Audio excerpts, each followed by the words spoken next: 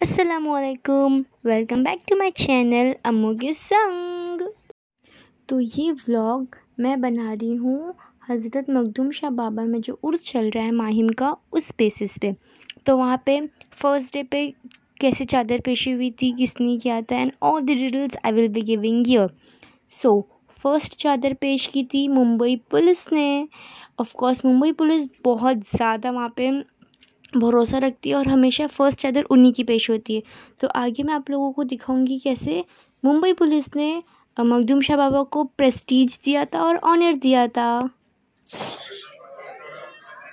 Parade पीर हजरत मखदूम शाह बाबा और मां साहब को सलामी मिलेगी। परेड जनरल सलूट सलामी शस्त्र।